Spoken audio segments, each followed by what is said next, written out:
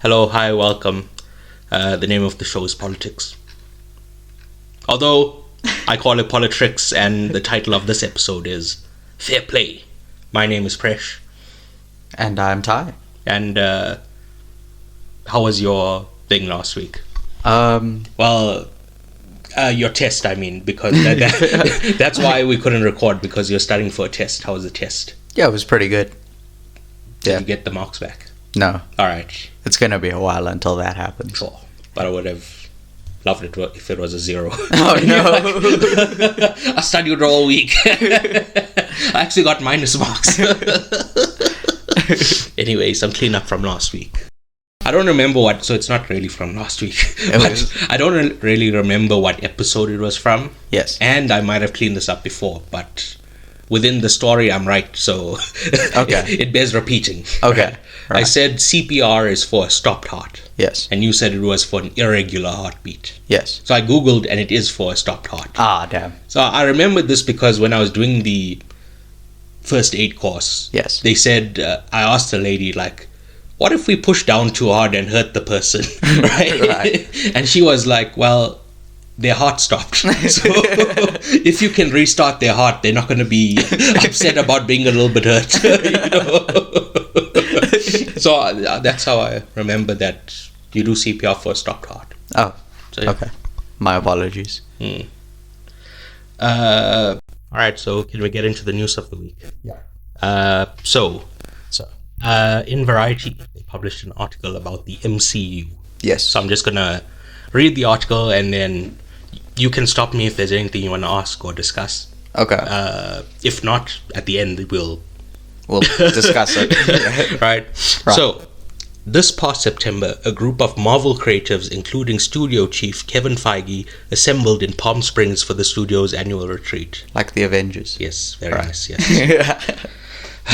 Whoever wrote this article, it must have felt so powerful. It's not a get-together, they assembled. It's an assembly, yes. Most years, the vibe would have been confident. Yes. Even cocky, given how the premier superhero brand, owned by Disney since 2009, has remade the entertainment business in its image. Right. But this occasion was angst-ridden. Everyone at Marvel was reeling from a series of disappointments on screen, a legal scandal involving one of its biggest stars, and questions about the viability of the studio's ambitious strategy to extend the brand beyond movies into streaming.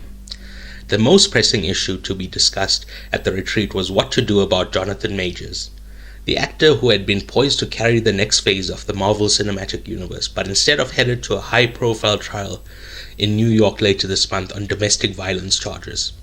The actor insists he is the victim, but the damage to his reputation and the chance he could lose the case has forced Marvel to reconsider its plans to center the next phase of its interlocking slate of sequels, spin-offs, and series around Major's villainous character, Kang the Conqueror, who we've covered on the show in Ant-Man. Yeah. And like the week after, that's when the allegations about him came out. And can I stop? I said, if you want to stop and discuss, I want to stop, right? Okay, right. He's tried like a number of stunts to get back in the good graces. So like, there's an obviously staged video where there's these like two girls fighting. Right. And then Jonathan Majors, seemingly, driving down the road, stops. And this is all filmed, by the way. He stops, he gets out of his car, and he stops them fighting. Like when you stand your hands out on either side. Yes. You're standing like Jesus. He was. It's like Christ on the cross. He was.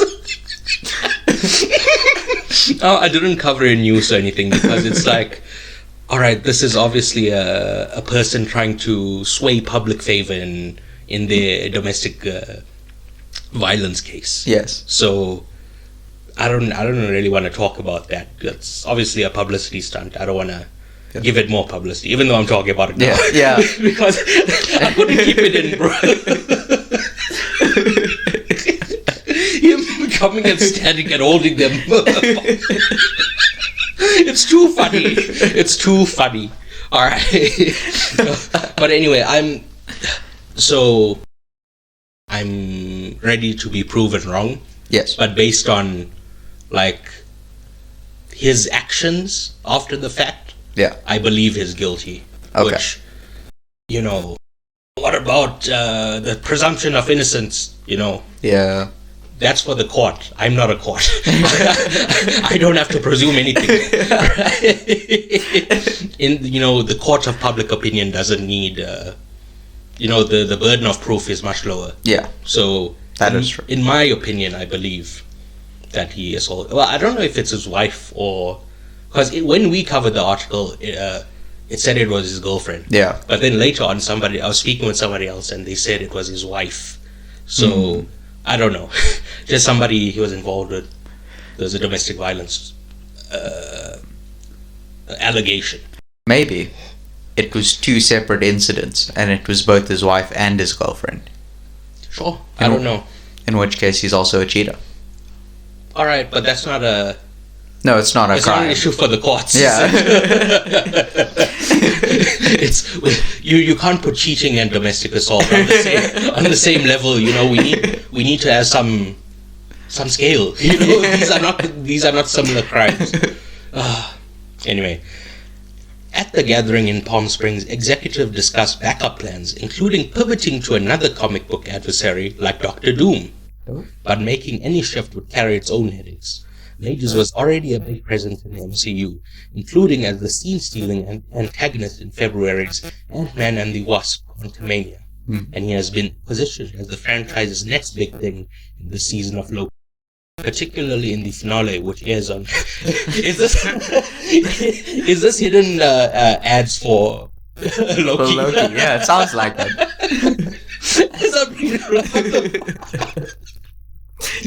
Right.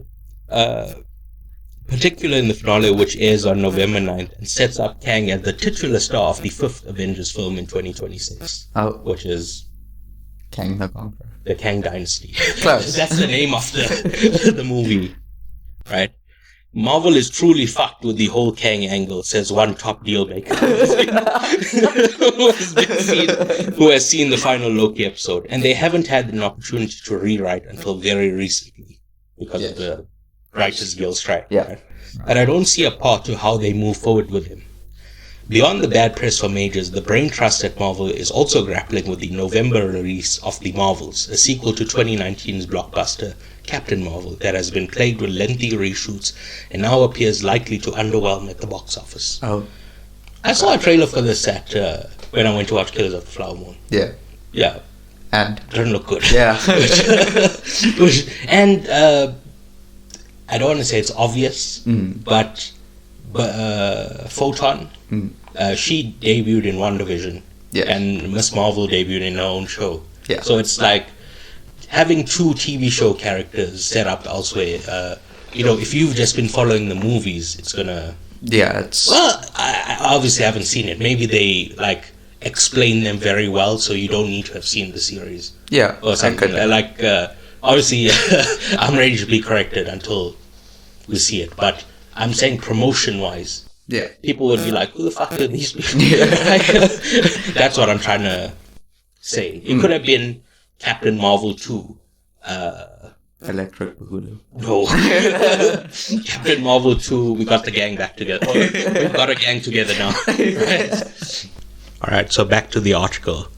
This is all an unprecedented turn of fortune for a company that has enjoyed nearly an uninterrupted string of hits ever since it started independently producing its movies with 2008's Iron Man.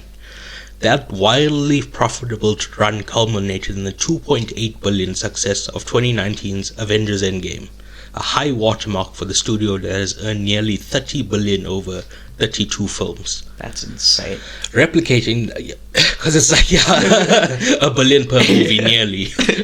That's outrageous. Pretty good if you ask me. But yeah, replicating that kind of phenomenon is never easy. However, the source of Marvel's current troubles can be traced back to 2020. That's when the COVID pandemic ushered in a mandate to help boost Disney's stock price with an endless torrent of interconnected Marvel content for the studio's fledgling streaming platform, Disney+. According to the plan, there would never be a lapse in superhero fare, with either film in theaters or a new television series streaming at any given moment. Which is what's happening at the moment. Well, not really. There's gaps between their TV shows. Oh. I guess but yeah, I kind of agree. But because I'm thinking before Loki, what was the last TV show? I want to say Secret Wars. Yes. Oh fuck! I forgot about that. You just completely forgot about it. I forgot about its existence. Yeah, but yeah, that finished a few weeks go by. Then Loki. Yeah. So it's not well. Their plan was they wouldn't go away, but you know, it hasn't worked out that way. Yeah. As of now. Right. Right. Where am I now? But the ensuing tsunami of spandex proved to be too much of a good thing, and the demands of churning out so much programming taxed the Marvel apparatus. Moreover, the need to tease out interwoven storylines over so many disparate shows, movies, and platforms created a muddled narrative that baffled viewers. The Marvel machine was pumping out a lot of content. Did it get to the point where there was just too much, and they were burning people out on superheroes? It's possible, says Wall Street analyst Eric Handler, who covers Disney. The more you do, the tougher it is to maintain quality. They tried experimenting with breaking in some new characters like Shang-Chi and the Eternals, with mixed results. With budgets as big as these, you need home runs. The Marvels, which opens in theaters on November 10th, will struggle to get the ball past the infield, at least by Marvel's outsized standards. Now, folks, I know we have a lot of American listeners, but that's a baseball term. It is. So you have the infield, which is, you know, where the square is that you run around. The diamond. The diamond. Yeah. Never mind. I was going to say a diamond is a square, but diamond's a rectangle. Basically, yeah. Yeah. Yeah. Rectangle is the top one, and then it gets broken down into more specific. Like a square is a rectangle. Yeah. A trapezoid is a rectangle. Yeah. It's just four sides, and it can be different lengths or whatever. Well, it's the opposite have... No, that's a square. Yeah. A rectangle can have any... Why we... I blame you for this. Right? Okay, right. But anyway, it will struggle to get the ball past the infield. So that means you want to hit it out of the stadium, obviously. Yes. But second to that, you want to get it in the outfield so you have time to run around. Yes. But now you've only hit it in the infield. There's lots of fielders there. Yeah. Or whatever they call in baseball. Yeah, fielders. So it's not good. Hmm. And he said we need a home run. That's when you run all around the plate. Speaking of baseball, the Astros won the World Series. Okay, anyway. Yeah. I just gave him a very bit like, what the fuck are you talking about? Look, do you watch baseball? Yes. All right. It's like the cricket of America. Yeah. Pretty much. Yeah. Anyway, I don't like cricket. I do. I'm not going to say I love it. You know there was that song? They're like, I don't like cricket. I love it. Which, Yes. in Killers of the Flower Moon, DiCaprio said something similar. It's like, oh, I don't like whiskey. I love it. Right.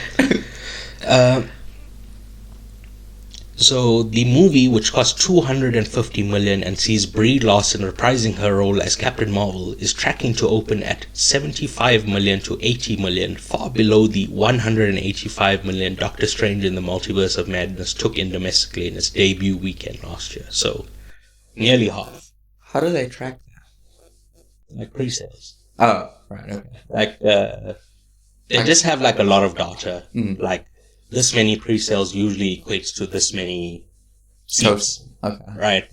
Obviously, there's outliers that don't, conform to those trends, but they just talk in generalities. Yeah. Right. Okay. Directed by Nia DaCosta, the Marvel unites Larson's heroine with two superpowered allies, Tiona Paris's Monica Rambeau, introduced in WandaVision, and Iman Vellani's Kamala Khan, from Ms. Marvel.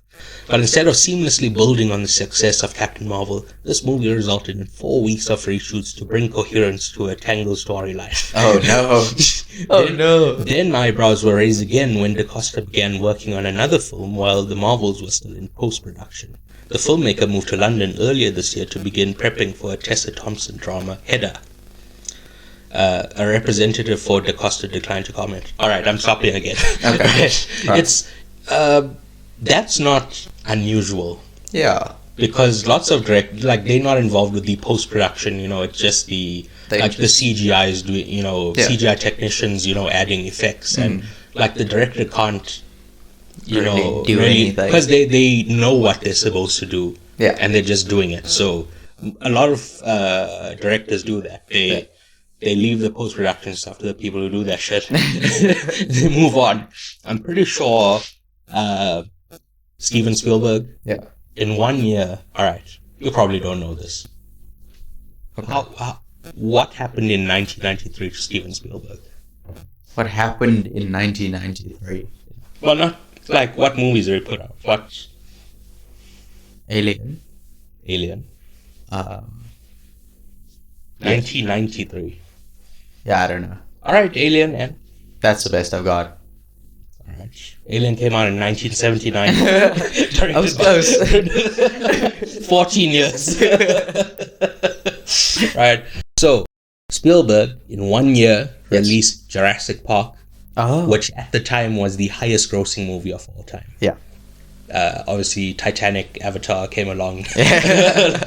And Big Jim, took the crown. But at that time, the highest grossing movie of all time.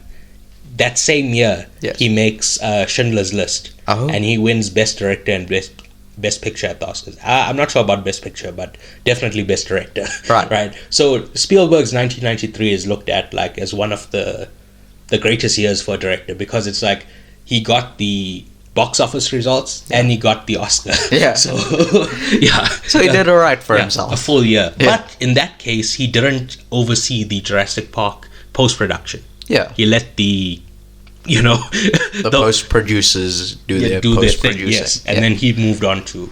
Oh, it may have been the other way around, that he left Schindler's List and the post-production team did stuff there. Whatever the case is. I don't know why they're singling her out like this. It's very... Strange. Yeah. Well, I've heard it alleged online that, because the Marvels is projected to be such a flop, Marvel are looking for a scapegoat to say it's this person's fault. So yeah, that makes sense. Potentially, they're Variety Source is a person at Marvel. Yeah. And so they've, fed them this piece of information. Yeah. Back to the article. Okay. The Marvels has seen its release date move back twice. Once to swap places with Quantumania, which was deemed further along, and again when its debut shifted from July to November to give the filmmakers more time to tinker. But that extra time didn't necessarily help.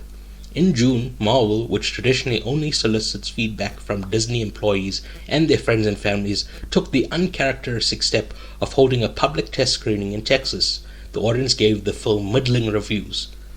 But Marvel has never been in the business of being average.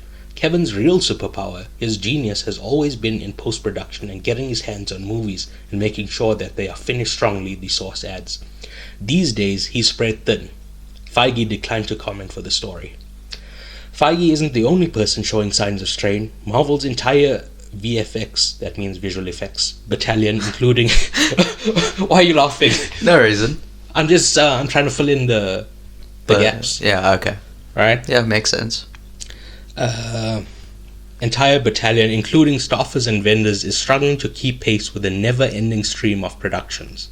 This past February, when the credits rolled at the world premiere of Quantumania, shock rippled through the Regency Village Theatre in Westwood over some shoddy CGI. There were at least 10 scenes where the visual effects had been added at the last minute and were out of focus, says one veteran power broker who was there. It was insane. I've never seen something like that in my entire career. Seems a bit hyperbolic, but alright, I don't know this man's career. Alright, so listeners, this was taking very long. So we just paused the pod and we just read the article and just took note of certain things.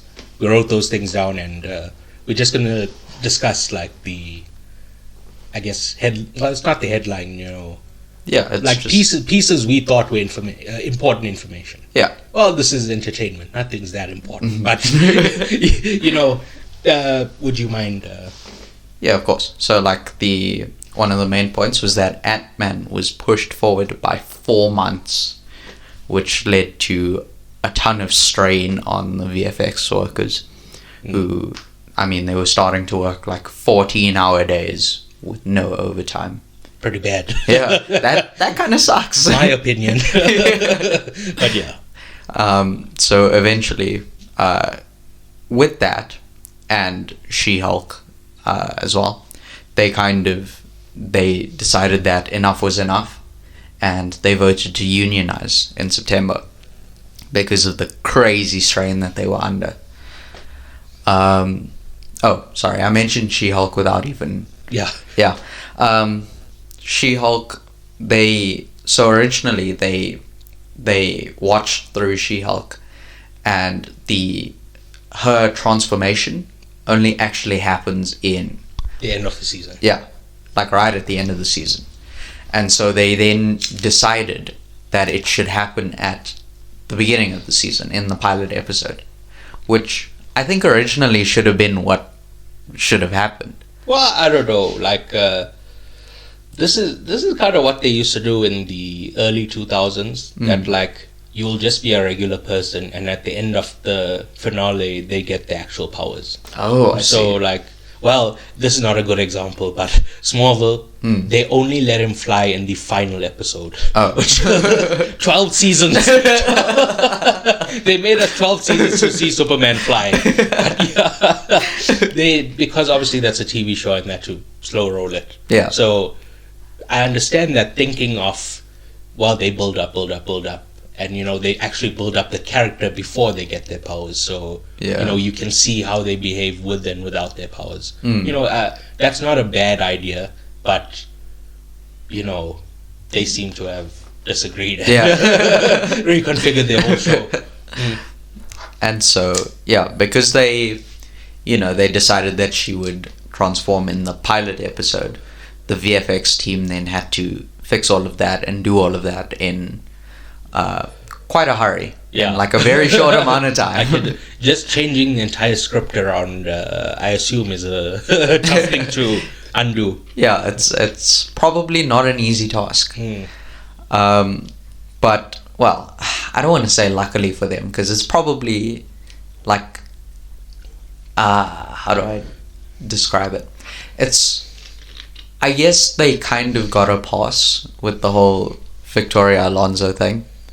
She was fired from Disney in I don't know, July. but I remember we covered the story that she was the head of the visual effects, and she was fired. Yeah. And I said, perhaps later on, if we see an improvement in the visual effects, we would know it was her. Yeah.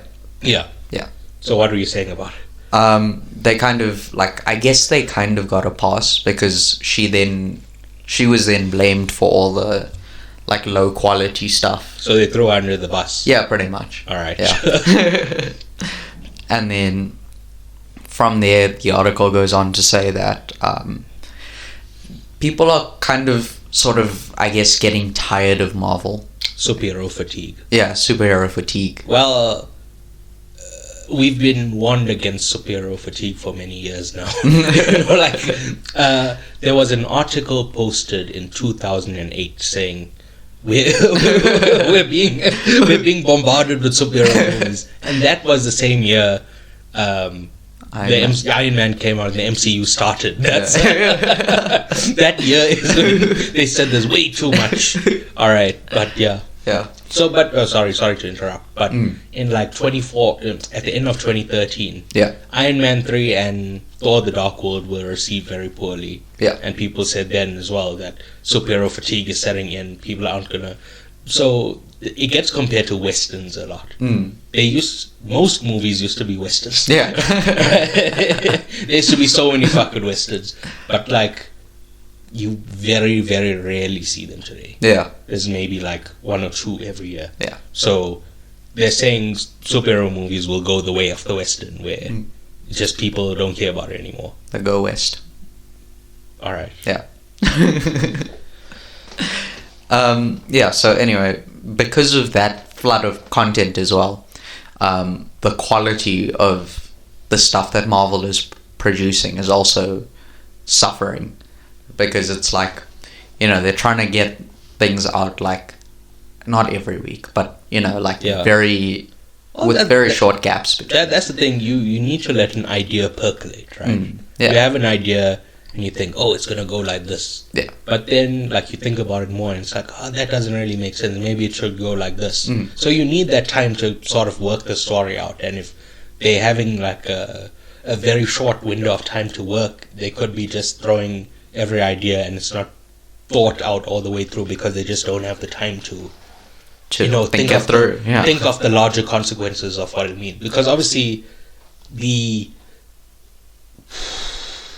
value add or the thing that makes Marvel unique is that everything connects. Yeah. So if something in She-Hulk gets said like the moon was destroyed, we can't have another movie where the moon is there. It's all supposed to be connected. Yes. Yeah. So that's why I'm saying they could have a plot line that they don't think about the wider implications of it.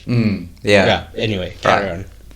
So anyway, I guess kind of as a result of that, Kevin Feige has decided to, like, okay, I wouldn't say for every movie, but for damn it, I didn't write it down. But there's a movie that was originally scheduled for the end of this year. Blade. Yeah, Blade. Blade has now been pushed to 2025, and well, originally they were going through like tons of writers and different directors trying to figure out where they really wanted to go with it.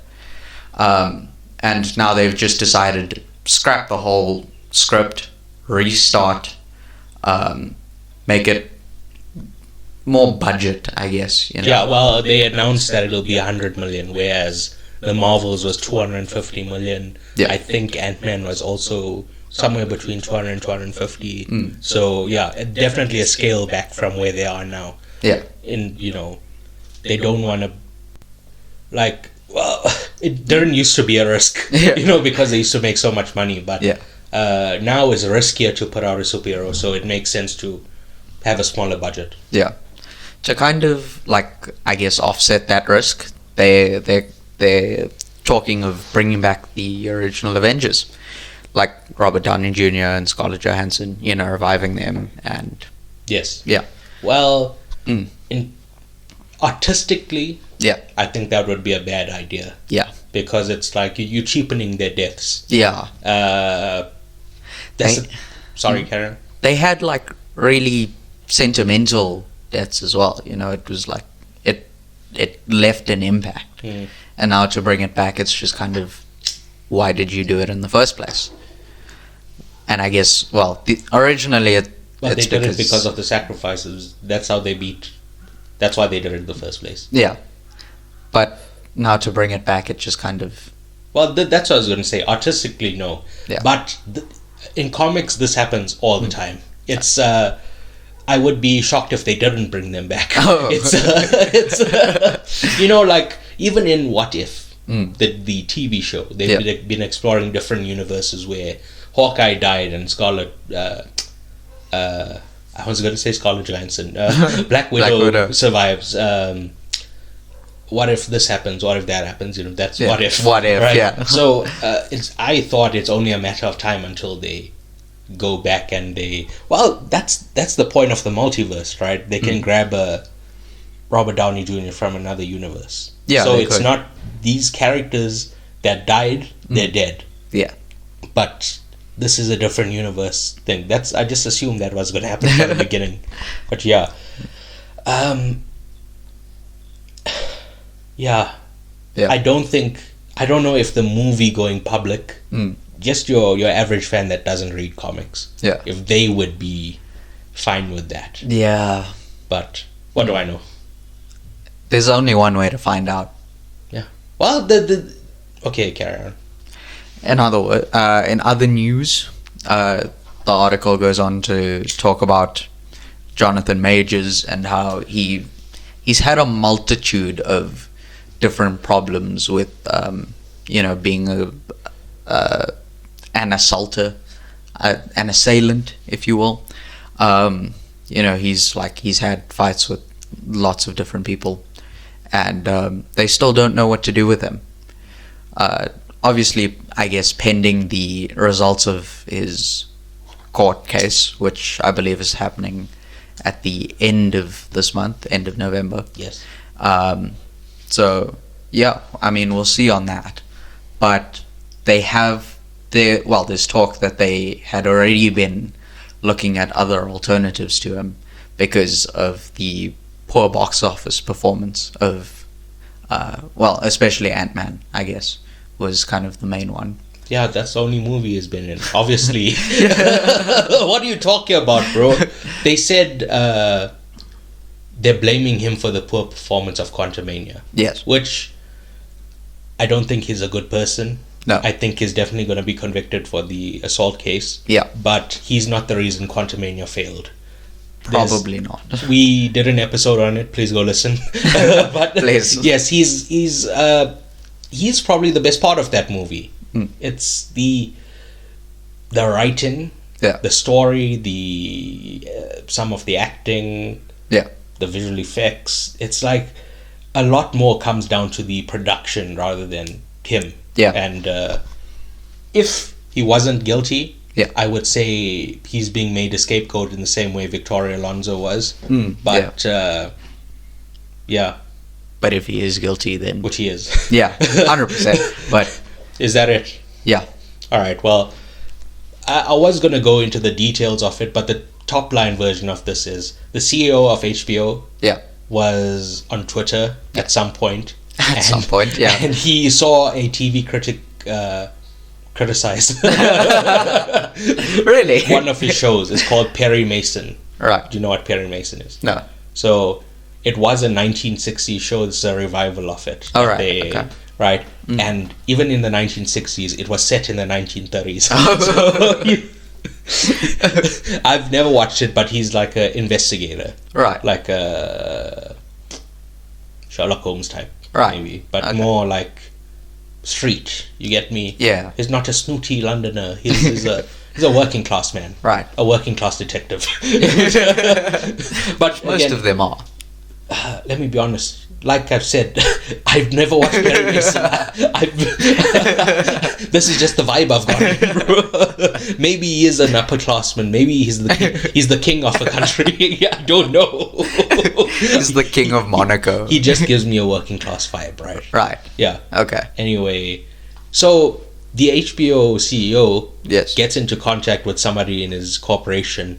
They set up like a bunch of like, I think, temps to start harassing, not harassing, just firing back at the critics who like, it's not harassment, is like fuck you, you fucking bitch, or something like that. It's like they making points against what the person said. That's what I'm saying. Okay. Well, what the article said, which you read as well, but I don't know.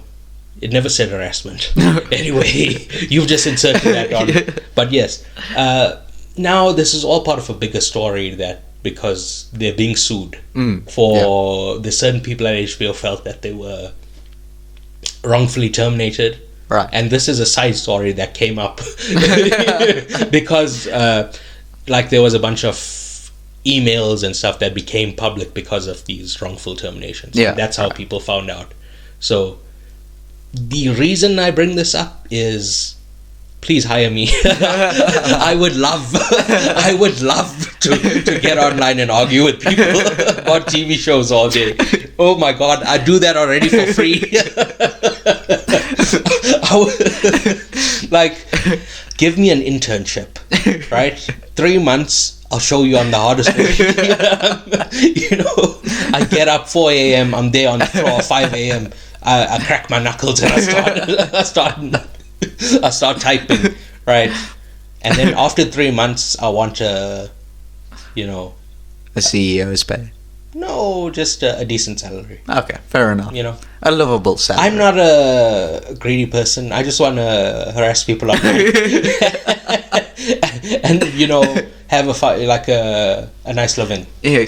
Is that right. so wrong? Is that Yeah. should I be cancelled for that, folks? I don't think so. Maybe. But anyway, HBO CEO, let me know. Let me know.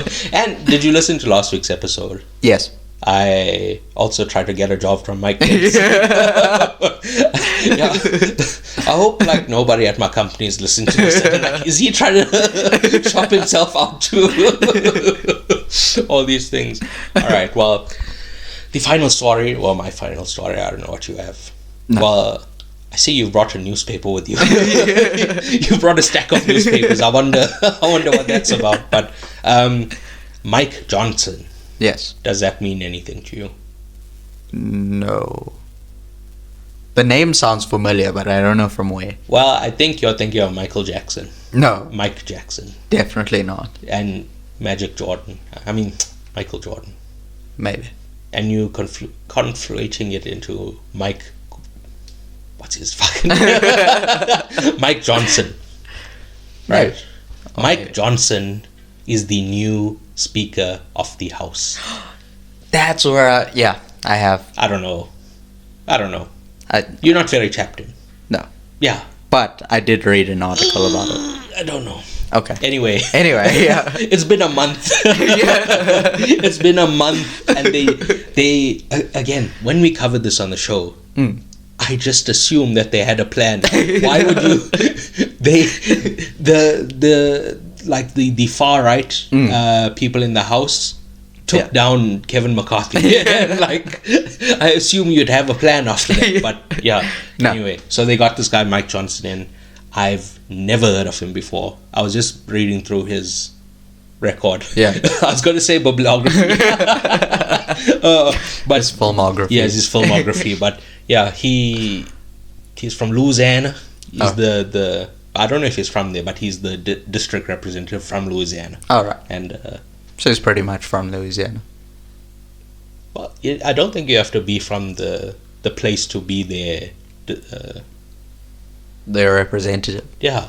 But then how do you represent people if you don't... I'm saying you move there. It's not you're living in another state and you represent them. Oh, I see. Okay. You move to Louisiana, you get voted in as the representative. Yes, but I'm saying Right. they could be from somewhere else. Yeah, okay. That's what I was saying. You I'm gonna get voted in from another place. I was just thinking about running as a representative from here and seeing Well, what I happens. think you have to be an American. Damn. At least, but it's not like... So for the president, you have to have been born there, Yeah. but you can't be a naturalized citizen. Yeah. So like if I go there, I get a green card, Mm. I become a permanent citizen, I could never be president. Yeah.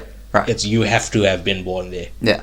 And that's why Obama's term wasn't illegitimate. He's from Kenya, folks. He's from Kenya. Where's the birth certificate? Where's the birth certificate, folks? He never showed it to us. He's from Kenya. He's a Muslim from Kenya.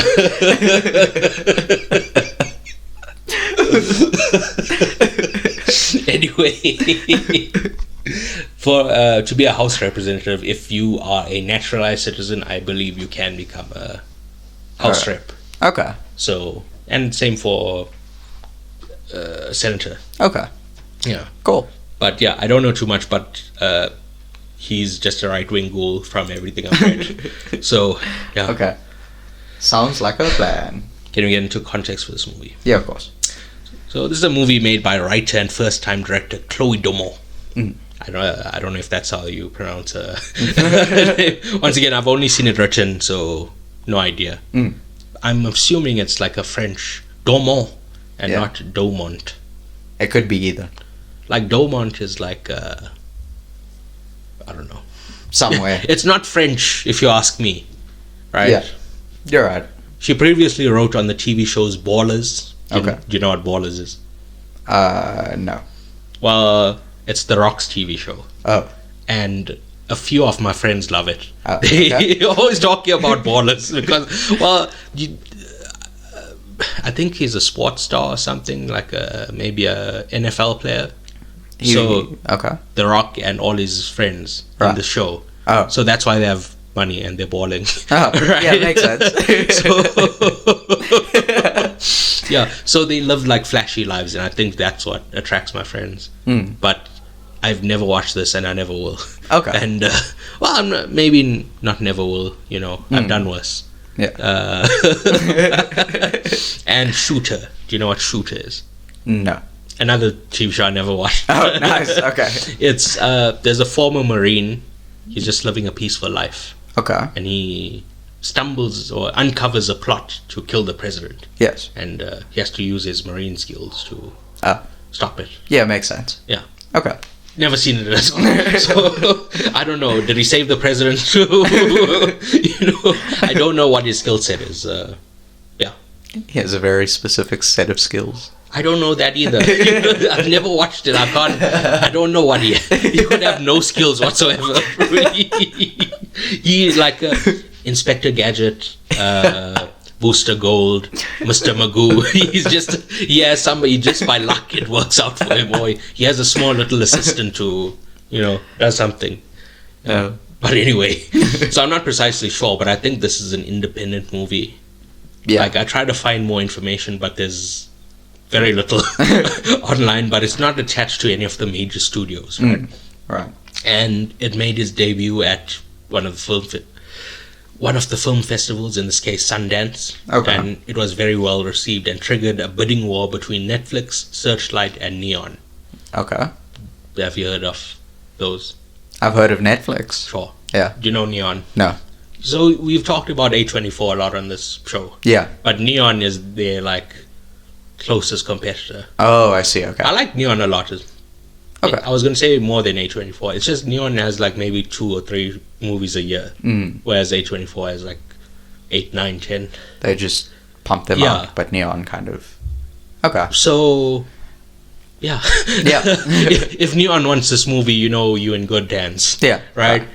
With Netflix winning out with a bid of $20 million. That's a lot of dollars. For the distribution rights. Yeah. Right? I don't remember where I heard it, but this one sentence sold me on the movie. Okay. So Chloe Domont was inspired by 90s Michael Douglas thriller movies, which I assume to be Basic Instinct, The Game, Disclosure, Fatal Attraction, even though that one came from the 80s, but... They don't have to know. Now that I've seen the movie, so I wrote this before. Right. I'd seen the movie, and now that I've seen it, it's very clearly Wall Street and Disclosure are the two main ones. Yeah. that are, which Wall Street also came out in the 80s, so yeah, I can't say that one. That's yeah. Anyway, so yes, I like Michael Douglas movies from the late 80s and early 90s. So yeah, it stars Alden Ehrenreich. But for the sake of brevity, I'm going to call him Han Solo. Okay. Same difference. Yeah. Yeah. He's having a big year, right? Yeah. He was in Cocaine Bear, Oppenheimer, and now this. Pretty good trilogy for the year.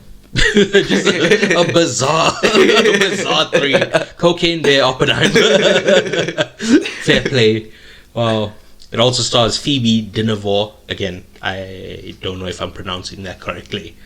Who I'd never heard of before, but I checked her filmography, and the only thing I recognized was Bridgerton. Oh. So I've heard of that. Again, I've never seen it, but I believe it's very popular with girls around my age. Yeah. So, yes. I see, memes getting posted. Yeah.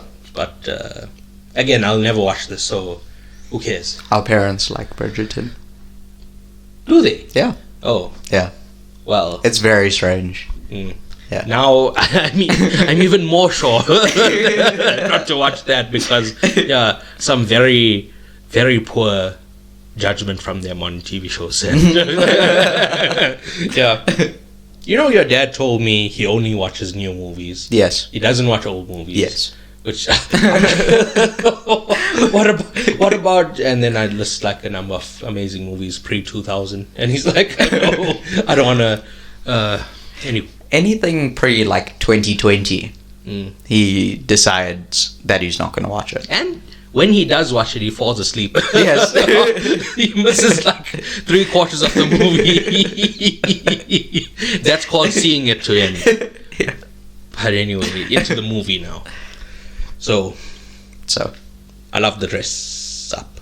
The dress up. The outfits. Outfits. Yeah.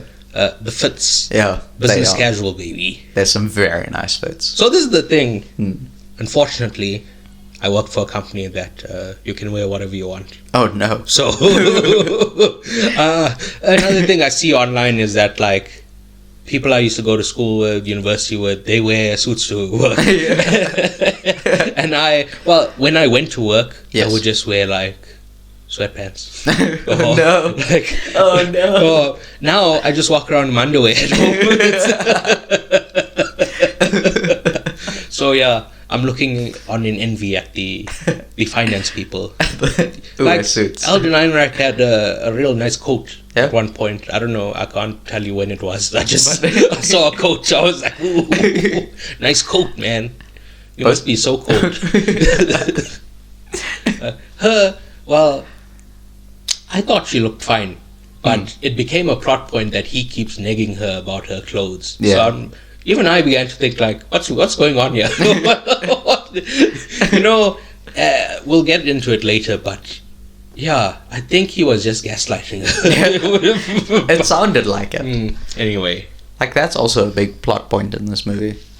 Like the mental warfare, because he starts reading those books. Yeah, we'll get to that. Yeah. Right. Yeah. So this movie is about a fragile male ego. Yes. Which some hate even when their partner makes more money than them. Yeah. Which and an added layer in this situation is that they have the same job and she was promoted over him. Yeah. But if my partner were making more money, I'd just be like, go. Oh, can you buy me a PlayStation?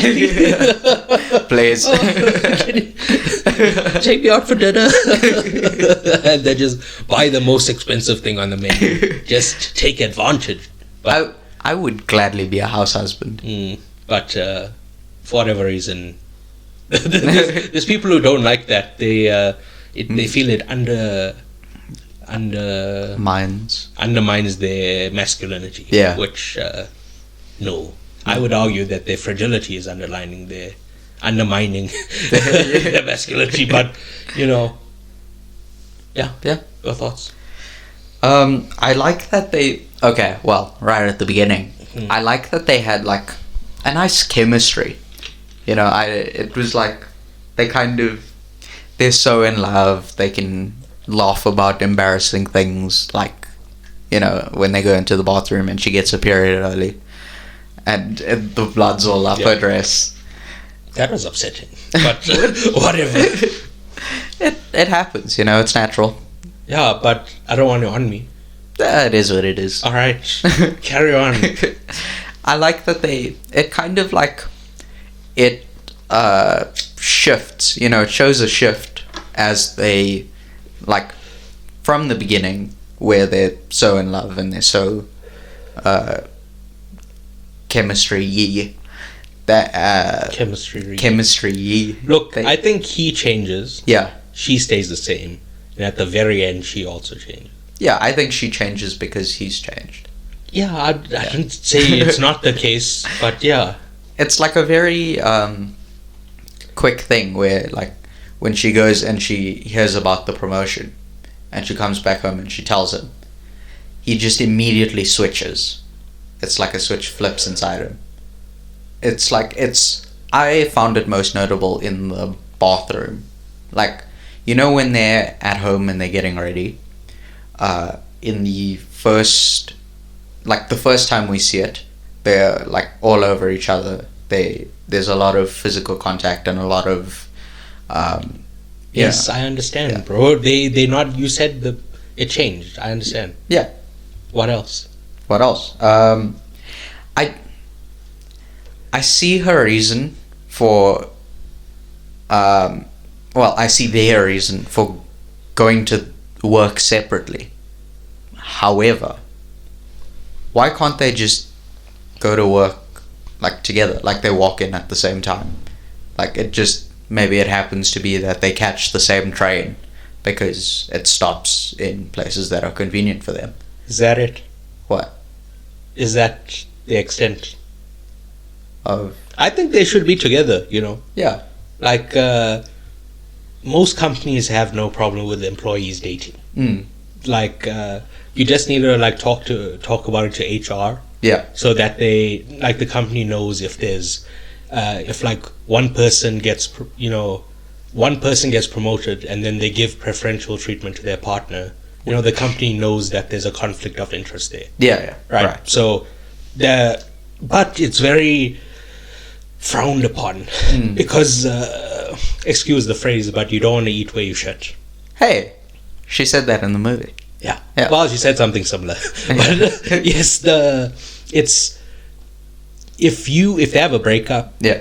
a bad breakup, even if it's not a bad breakup, even if it's an amicable one, Just a amicable regular one, breakup. it's awkward seeing them all the time. Yeah.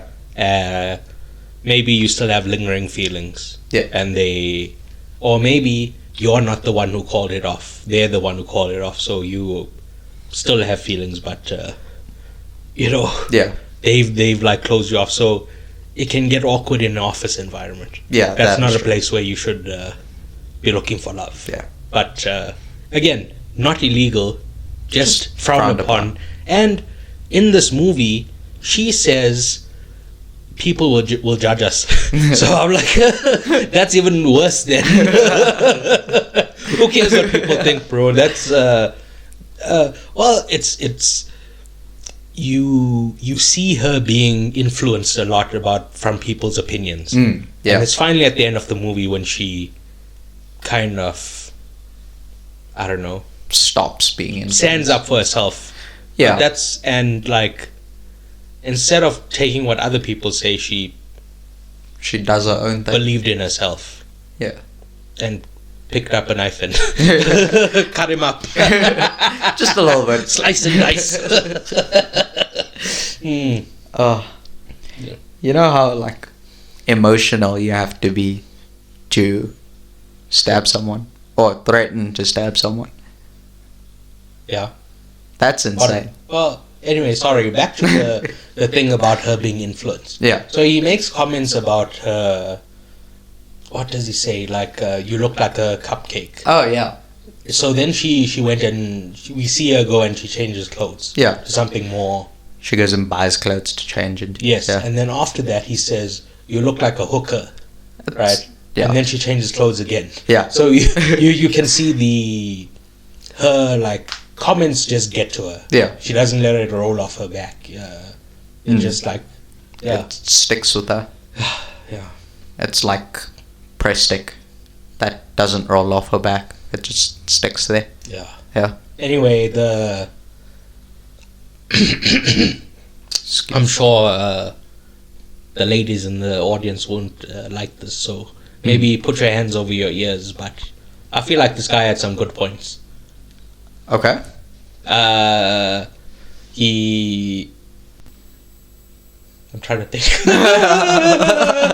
No. Okay, he keeps telling her, you need to assert yourself. Yes. That's good advice. Yeah. There's nothing wrong with that. Yeah.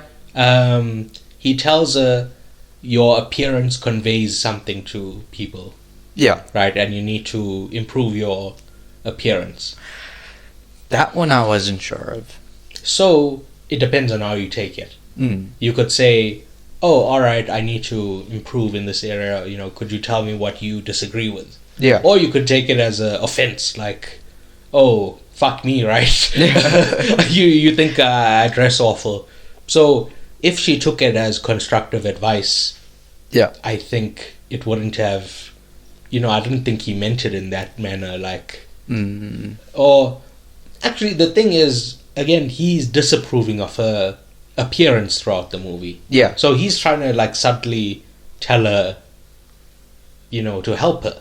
Yeah. So I felt that was a good point, Yeah. Right. Although the book he shows it to her is from like a Jordan Peterson guy. Yeah. It's very... I'm glad, because he's the number one waffler in the world. He just...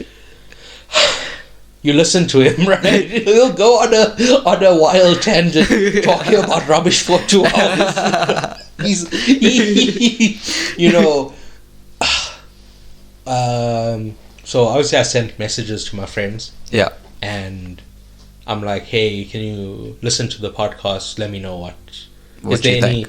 Is there any Thing we can do better. or criticism that you can let me know? Yeah. And my one friend is like, well, I don't really listen to podcasts. The only thing I listen to is the Jordan Peterson. Oh no! Oh no! Bro, there's something wrong with that guy, and not my friend. I'm talking about. Or maybe both. Who knows? That's rude. Okay, I'm just That's saying. a fucked up thing to say about my friend. Okay. All right. I am sorry, precious friend. I didn't mean it. All right. Anyway. Go. Yeah. So, the movie is positing that it's not just him, right? Yeah. His bad instincts are like supercharged by reading this guy's books and watching his videos. It kind of reminded me of like the Andrew Tate followers. You know, it's like Well, yeah, they're very similar fan bases. yeah. But, you know, one is like a weepy old man. Yeah. Constantly crying about it. Just nothing, like, again, there's nothing wrong with crying. Yes. But he just cries over trivial nonsense, bro. He's like a lot of dipshit stuff that he loves to burst into tears. Anyway, Andrew Tate, obviously different personality. Yeah. Although, you know, I insert the meme, I'm an Andrew Tate fan. Okay. And crossed out Andrew Tate, and it's a picture of the Manchester United fan, Andrew Tate. Oh no. I love that guy. So there's I don't know when it was, maybe under Solskjaer, but they interviewed him, and he's like, second half of the season, we're going on a title charge. I think about that all the time.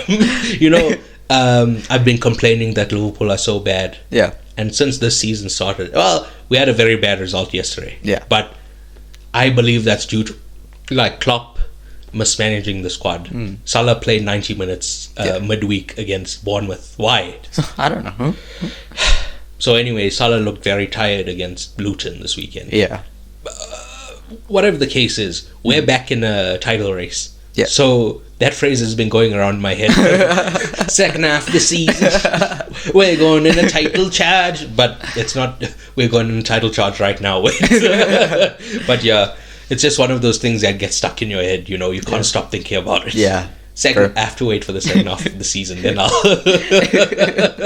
Well, you have to say in the first half because that's, you know. Yeah. You're predicting you're going into the second half of the season. Yeah. to do it. Yeah. That's how that works. So I guess I have to do it now. Yeah. So I'm right to say. Second half of the season. Yeah. The other thing that he's right about is that she could possibly be cheating. Yeah. I see that. So like he said, you leave at 2:00 in the morning, or you pick up a call at 2:00 in the morning. Yeah. Okay, first thing he said is you need to put up boundaries. Yeah. To say this is my work life, this is my personal life. Which is That's also good advice. Yeah. Right? That's why I'm like, this guy had some good points. Yeah. Sorry if this offends, but yeah. Then his girlfriend leaves him in the middle of the night. Yes. And she says that she's going to her boss. But Yes. she could be going anywhere. She could. But even if she is going to her boss, she could be cheating with the her boss. Yeah. right? And if he already has that idea in her head, her getting the promotion, you know, Yeah. could put the idea. Well, you could argue that, like, they're in a relationship, he knows her character, Yeah. you know. But a lot of people in relationships think their partner won't cheat on them, and then they It get cheated happens. around. Yes. Yeah. So, you know, that line of thinking that she's cheating on him, she possibly fucked the boss to get the promotion. Yeah. Like those It's one of those things where like paranoid thoughts. Like- Now, I'm not saying it's on her to, like, help him solve this. Yeah. But it's like, this is a very toxic couple, by the way. Yeah, If they had sat down and had an honest conversation and said, this made me feel bad, or, you know, if they just spoke through it a bit, they would have easily solved this. But yes, they. Another thing I like is how I don't know if you noticed it, but the camera, originally it's like mounted and stabilized and, you know, shot like a regular, well, not a regular movie, but it's shot with stabilization, right? And then as things start to fall apart, it then moves to a handheld.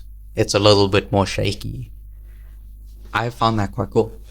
I don't know if you noticed that. Yeah, it speaks to the, like, in the earlier it's more controlled and it becomes more manic. Yeah, exactly. Yes. And then towards the end, it comes back to stabilized, but it's got, I don't know exactly what it is, like what they've done, but it's stabilized in a way that makes it feel slightly shaky up until she gets to apartment thing and he's there, and it kind of creates that tension if you do pick it up. It's just an interesting thing I saw. Alright. Anyway, at some point she says, we need to fuck. Yes. Do you know what that is? That they need to have sex. That's the closing line of Eyes Wide Shut. Oh. I was wondering if that was a reference. It could be. An Easter egg. That's actually very interesting. I didn't know that. Yeah. It's very, like, people dislike it, but I like it. Okay. Sorry if this offends. Also on that, it's like, so originally they just have sex whenever, right? Like, yes, I was gonna, carry on, sorry.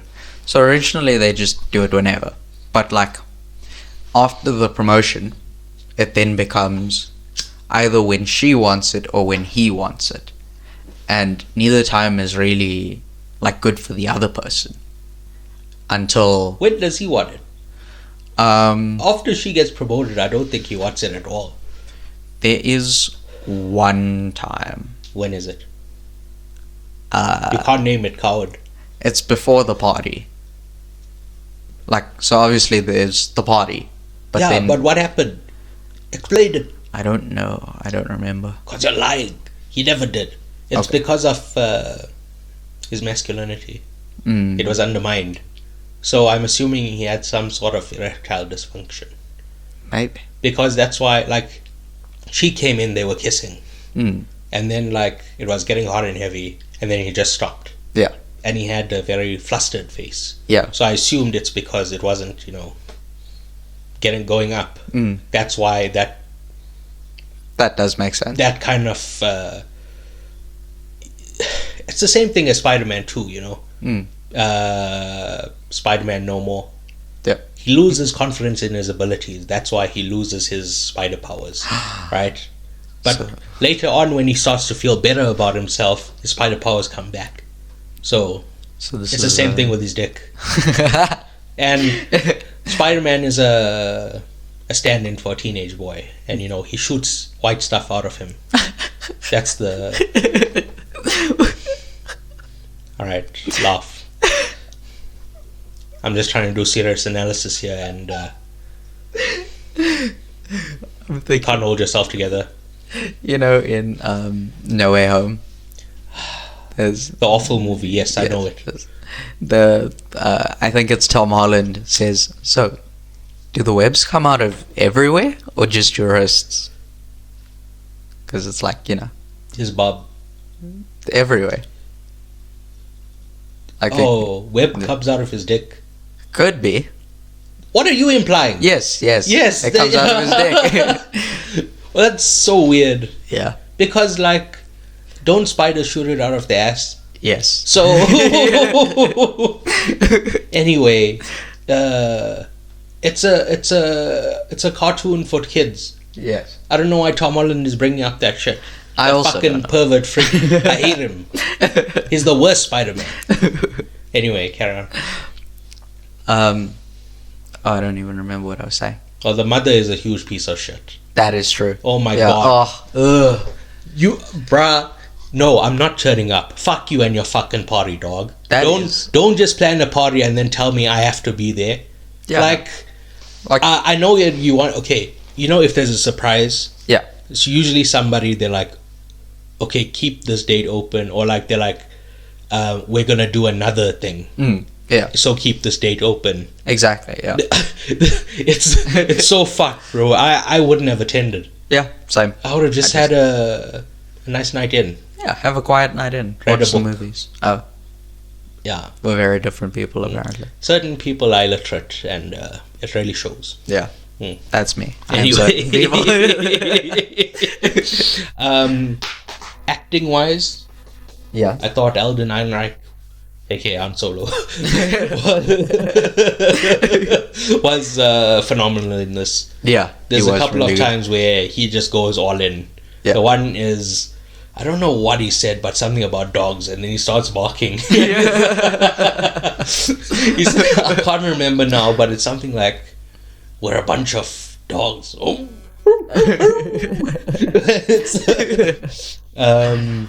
When he gets on his knees.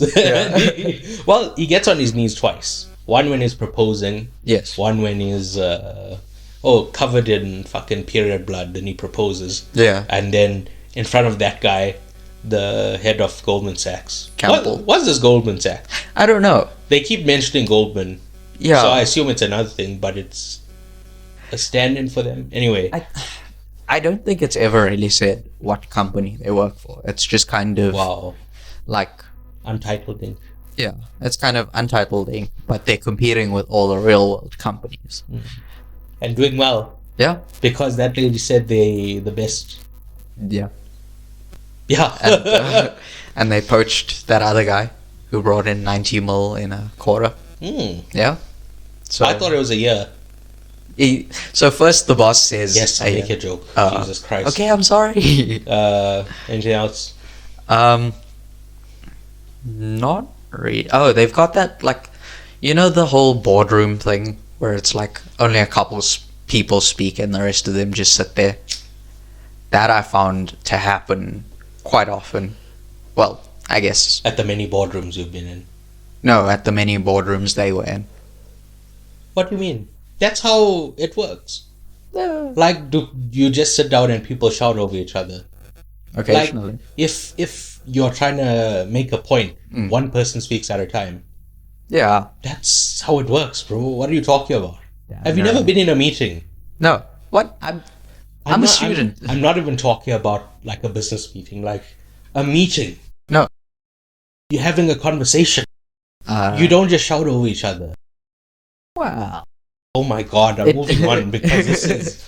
It's like, what are you even talking about, dog? It depends on who I'm having a conversation with. Okay.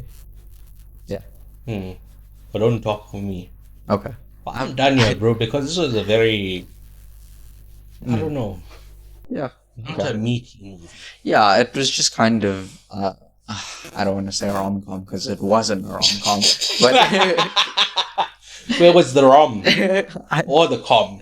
there was, the beginning bit Look. was the rom. There was some dark com, Yeah. but very little rom. Oh, you know what? Also, the substance abuse. I forgot to mention. What substance abuse? They drink a lot. I guess. Like well, they drink a lot. She smokes a lot. And, there was one more thing. Oh, yeah, he drinks a lot of coffee. Like, I don't know what it means, but it's there. Well, they live a fast-paced life. Yeah. Although, I was going to say the amount of alcohol they drink isn't unusual for young professionals at that age. Really? Yeah. Yeah. You've never been off to drinks? No. What? Right. Yeah.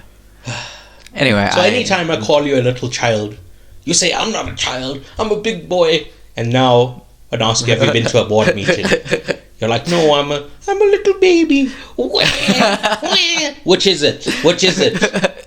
Which is it? Choose one. Yes. You're a baby. Alright. Can we move on to recommendations? Wait, what did you rate it? What did you rate the movie? An 8. An 8. Okay. I love the tension. Of the acting. Like I said, Alden Ehrenreich, aka Han Solo. Yeah. There's a guy from Mad Men there. He's just kind of usually with his hands in his pockets and just smiling. He was like walking around with the CEO. The CEO. Oh, he's the Also good. Yeah. Yeah, 8 out of 10. Yeah. I had a lot of fun with it. If I could give part marks, it would be like an 8.6. All right. But 9. All right. Because I'm rounding up. Very nice. Yeah. Well, it's what I tell my kids, 0 is at home, 5 is halfway, 10 is the school. If you're walking to school and it starts raining, and you're before 5, it's better to go home, get a raincoat, and then walk back to school. But if you're already at 5 or past 5, you move on just to school because you'll be undercover. Yeah, makes sense. So that's called rounding up.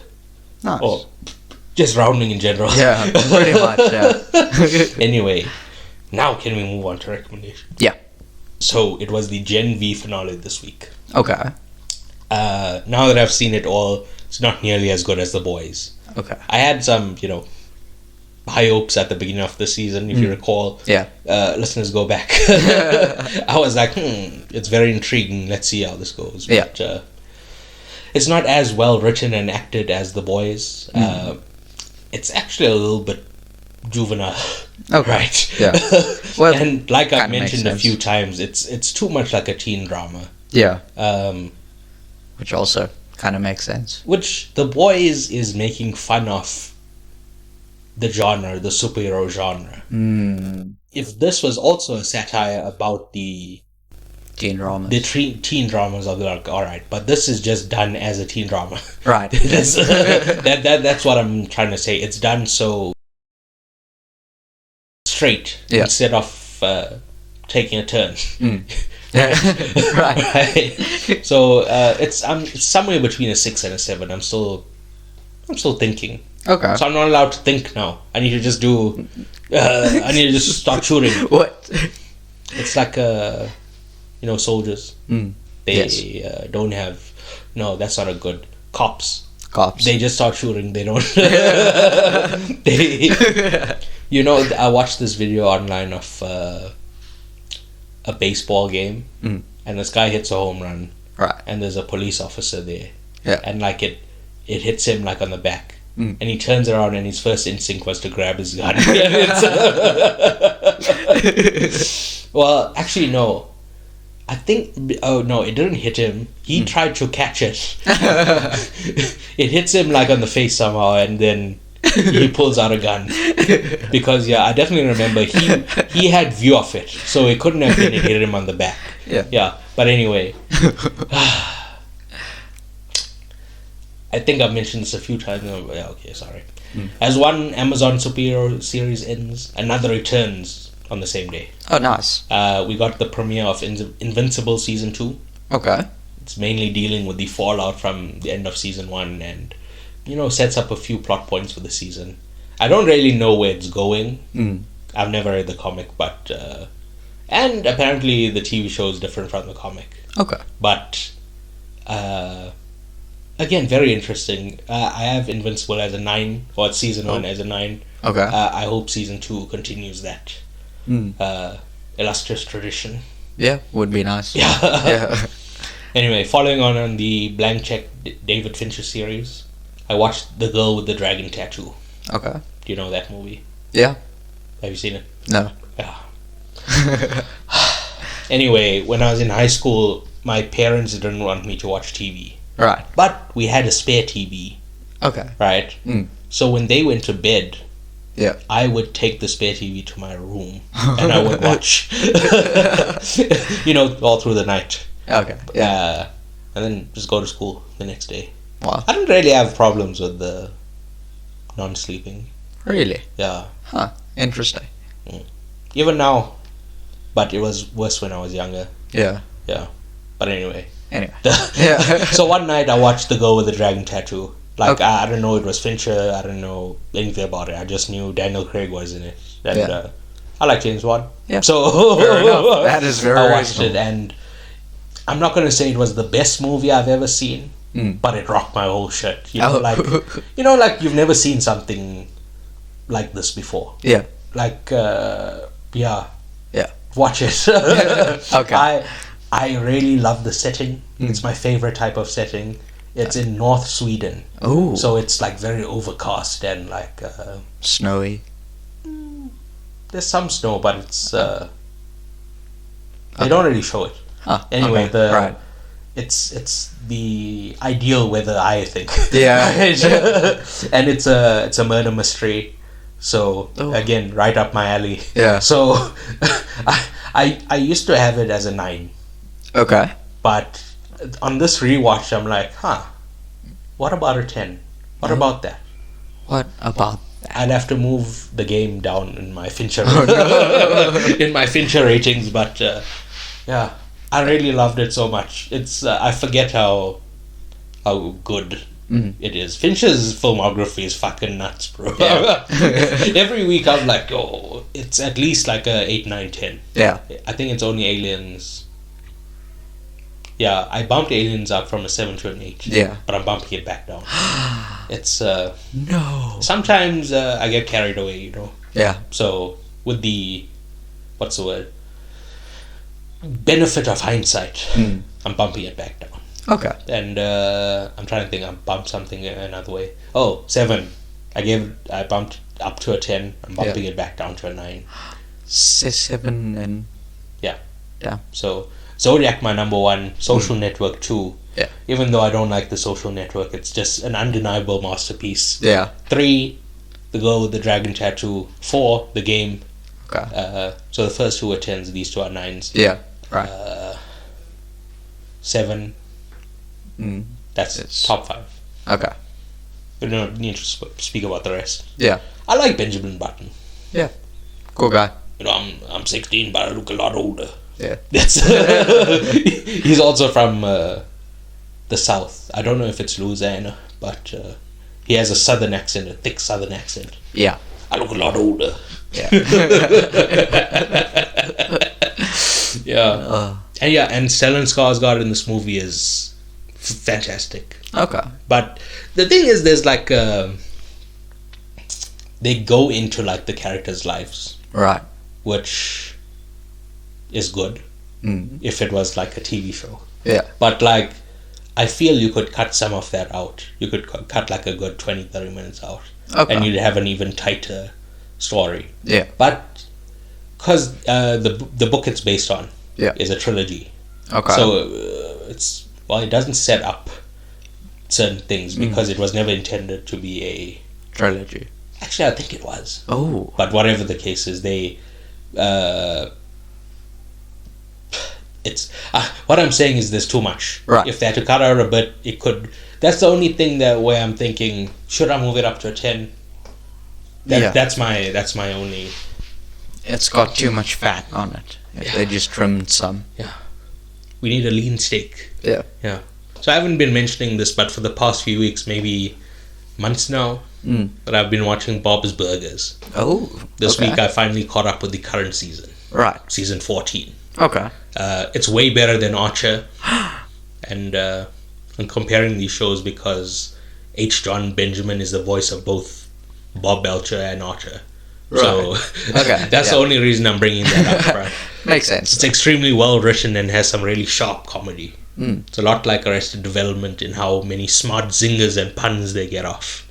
Okay. My favorite character is Gene. Right. I think it's a 9 out of 10 show. Damn.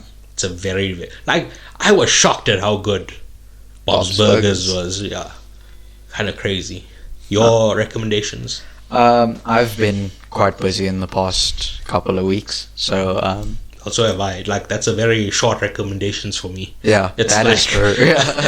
It's like one season, one episode of Gen V, one episode of Invincible, one movie, and the Bob's Burgers was like 4 or 5 episodes. Yeah. So yeah.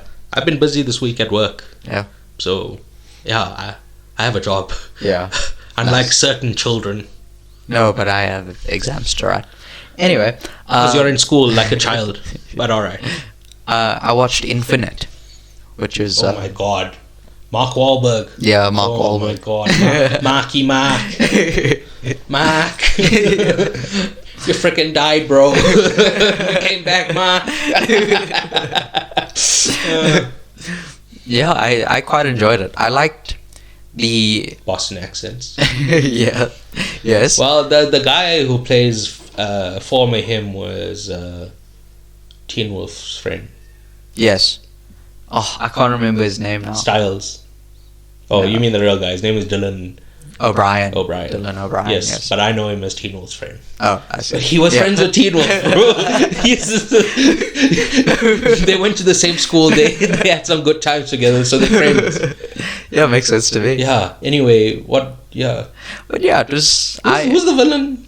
Is it Choital Ejiofor, or am I thinking about the old god?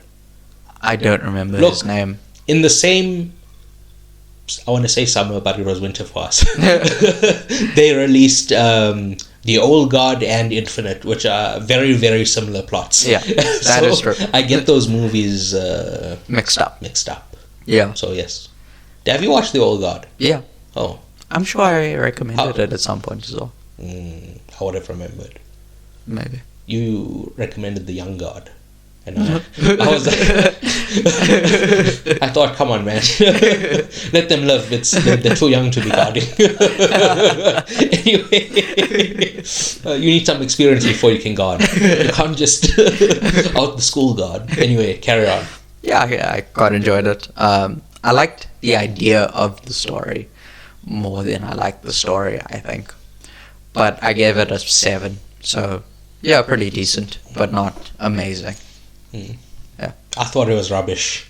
I don't know what I rated it exactly right now, but it was low. Maybe a 5, I think. Yeah. I didn't like it at all.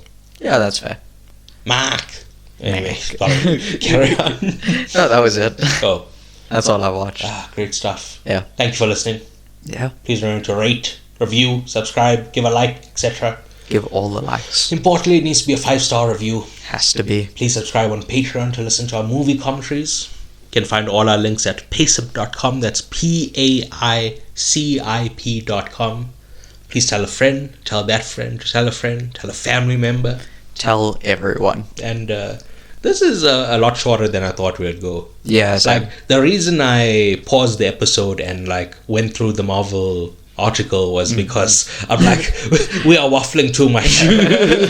there's too much waffle. We like, how about we get some ice cream and syrup to have these waffles? And I was worried that like we would be here for like a 2-hour episode. But now I'm trying to hit 1.5. and we like we said the ending at like 1 hour 20. So it's like. Yeah. You know, you overcorrect. You think it's going to be too long, so you make it too short. Yeah. You trim too much fat. But that's life, isn't it? It is. Well, you can't trim too much fat. You want to get all the fat out. So, yeah.